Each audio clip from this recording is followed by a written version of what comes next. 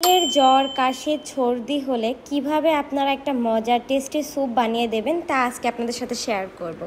Hello everyone, আসসালামু আলাইকুম। আমি আজকে আমার বিড়ালের জন্য একটা টেস্টি স্যুপ বানাবো। ফার্স্টেই আমি একটা ডিম আর একটা বুকের পিস নিয়েছিলাম, যে পিসটা একদম সলিড পিস ছিল। এটা ভালো করে ধুয়ে আমি একদম কিমা টাইপের করতেছি, কুচি কুচি করে, যাতে ওরা খেতে পারে। আর কুচি কুচি করে দিলে এটা বেশ ওরা মজা করে খায় আর ডিমটা ভালো মতো ভিতরে ঢোকে। তো একটা ডিম আমি ভালো করে গুলিয়ে দেন এর ভিতরে যে মাংসগুলো ছিল ওইগুলো আমি মাখিয়ে 5 মিনিটের মতো রাখবো।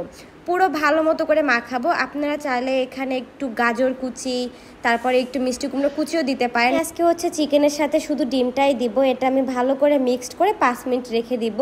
রেখে দেওয়ার পরে পানিটা গরম হলে আমি পানির ভিতরে ঢেলে দিব। আর এটা আপনারা নর্মালি 20 মিনিটের মতো বয়েল করে নেবেন, বেশি বয়েল করার দরকার নেই, কারণ যেহেতু এটা আমি একদম পুরো কুচি কুচি করে ফেলছি। এখানে জাস্ট একটু ক্যাট ফুড দিয়ে দিবেন, মানে একদম হয়ে যাওয়ার পরে, তাহলে কিন্তু একটা ভালো স্মেল থাকবে, ওরা খেয়ে নেবে। আপনারা চাইলে ক্যাট ফুডটা বাদও দিতে পারেন, ক্যাট ফুডটা দেওয়ারও দরকার নেই যদি আপনাদের মনে হয়। আমি জাস্ট দিয়েছি, স্মেল থাকলে সব বিড়াল খেয়ে নেয়। তো এই তো আমার মেয়ে গুচি মাশাআল্লাহ পুরো স্যুপটা আগে খাইছে, দেন ওরা চিকেনটা খাবে। এটা দিলে কি হয় জানেন, গরম গরম স্যুপ দিলে ওদের একটু ঠান্ডা, তারপরে যে কাশির সমস্যা এটা কমে যায়।